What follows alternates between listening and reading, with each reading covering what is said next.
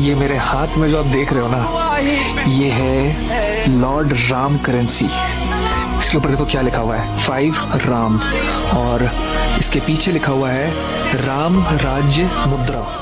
क्या आप सोच सकते हैं, एक मुस्लिम देश से आया वैज्ञानिक जिसने अपने देश की सीमाएं तोड़ी, विज्ञान की दुनिया को चौंकाया और फिर भगवान श्री राम की करेंसी चला दी। ये कहानी किसी कल्पना से नहीं, एक वैज्ञानिक क्रांति से निकली है, जहां आस्था ने विज्ञान को नहीं रोका बल्कि उसका विस्तार किया। करेंसी इज कॉल्ड राम की वैल्यू है 1 राम की $50। एक ऐसा इंसान जिसे डॉक्टर, न्यूरोसाइंटिस्ट, रिसर्चर कहा गया, लेकिन अब पूरी दुनिया उसे राजा राम कहती है।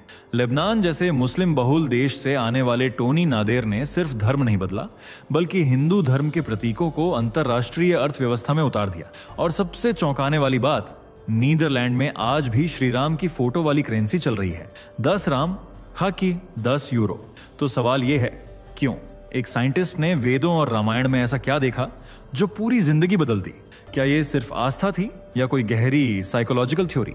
At every level of reality, from the unmanifest field of Atma, pure being, and the reverberations of Atma, pure consciousness, reverberating and being cognized by the rishis as the sounds of Veda and Vedic literature.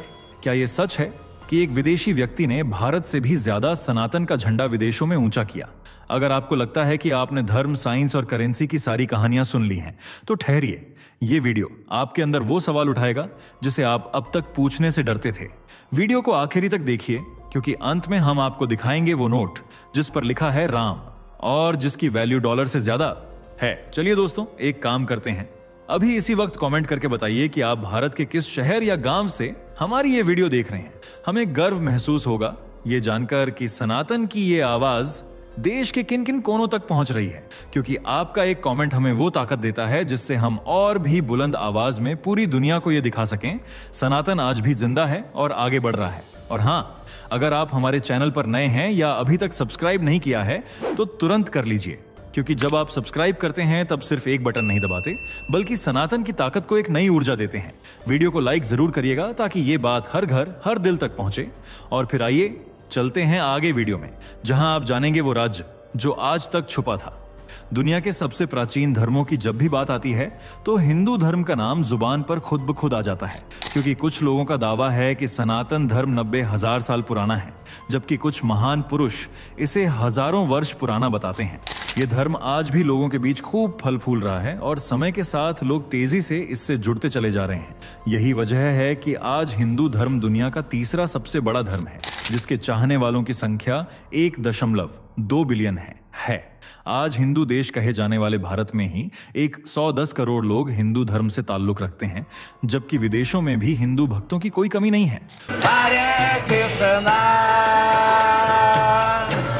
Krishna Krishna Hare Hare.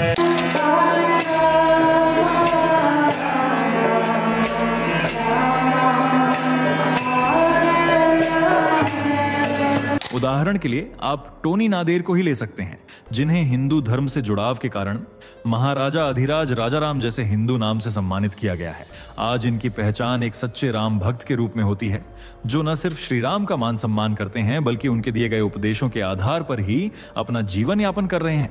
Tony Nadir Lebanon जैसे मुस्लिम देश से ताल्लुक रखते हैं, जहां 60 से 70% आबादी मुस्लिम धर्म में रंगी हुई है, जबकि 30 से 40% आबादी ईसाई धर्म में आस्था रखती है।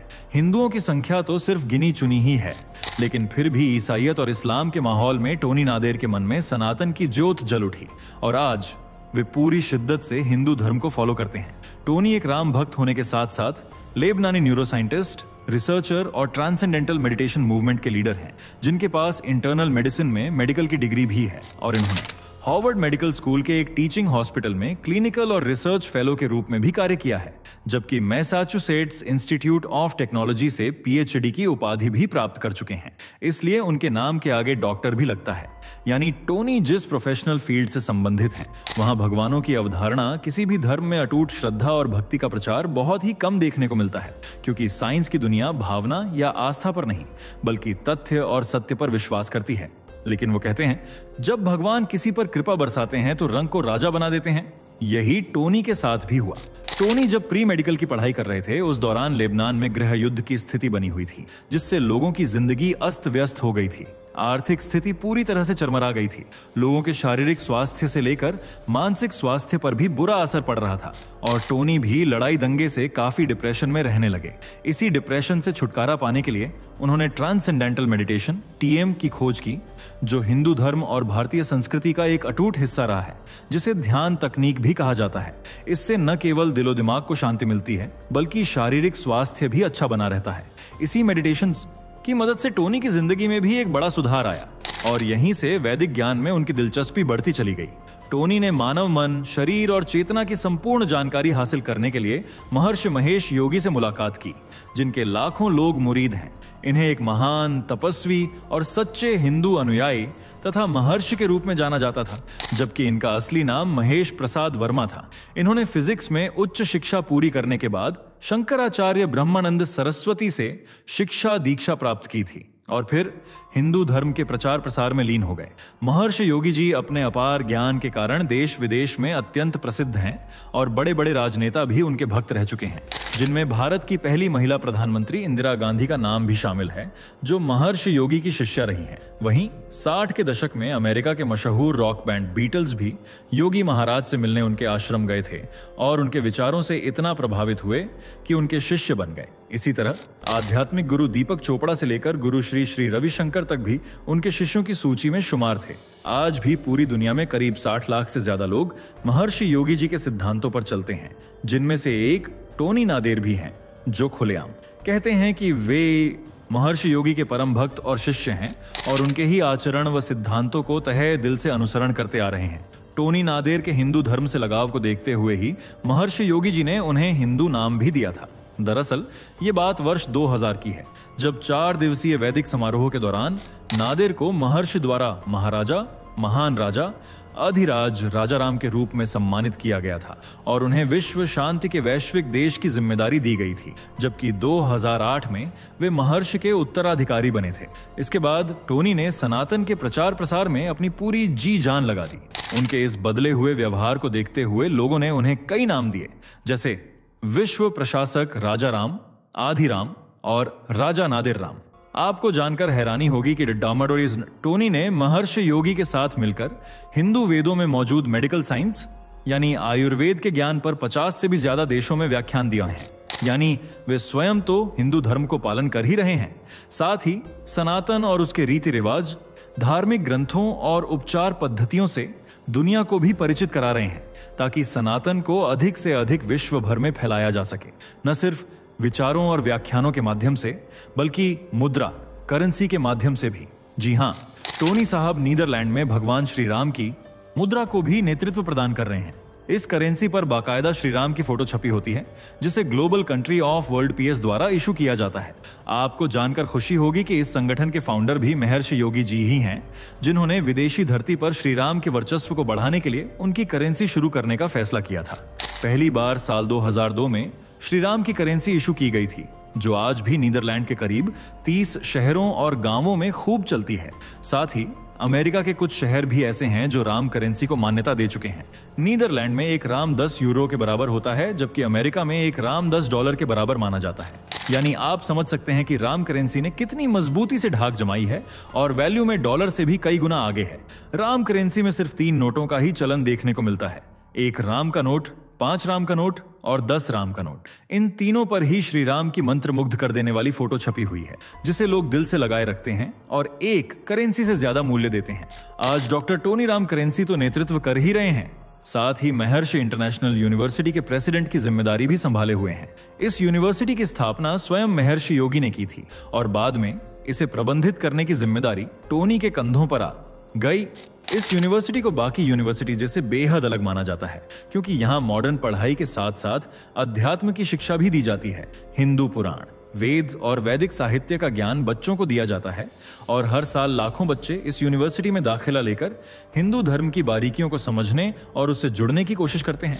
आज ये यूनिवर्सिटी हिंदू धर्म की परंपराओं को आगे बढ़ाने में अहम भूमिका निभा रही है। वहीं कुछ लोगों को हिंदू धर्म से जोड़ने का काम किया है रामायण इन ह्यूमन साइकोलॉजी नाम की पुस्तक ने, जिसके लेखक हैं टोनी नादेर। उन्होंने वर्ष 2011 में इस पुस्तक को प्रकाशित किया था। इस किताब में टोनी ने वाल्मीकि की रामायण और ह्यूमन साइकोलॉजी की संरचना को आपस में जोड़ने की कोशिश की है। और हिंदू धर्म पर लिखी यह उनकी पहली किताब नहीं है, बल्कि 1994 में भी उन्होंने ह्यूमन साइकोलॉजी नामक एक और पुस्तक लिखी थी। इस किताब को भी उन्होंने हिंदू धर्म के वेद, पुराण और वैदिक साहित्य पर ही आधारित रखा था और सनातन धर्म के साथ साइकोलॉजी के पारस्परिक संबंध को दिखाने की जद्दोजहद की थी। उन्होंने सभी लोगों से इस किताब को पढ़ने के लिए कहा था ताकि वे साइकोलॉजी के तथ्यों को वैदिक ज्ञान की मदद से जोड़कर उनकी गहराई को जान सकें। साथ ही उन्होंने उन लोगों को भी मुंह तोड़ जवाब दिया था जो रामायण को सिर्फ एक मनगढ़ंत कहानी बताते हैं। उन लोगों को जवाब देते हुए टोनी ने कहा था कि यह एक प्राकृतिक और वास्तविक कथा है जिसे हर किसी को जानना चाहिए।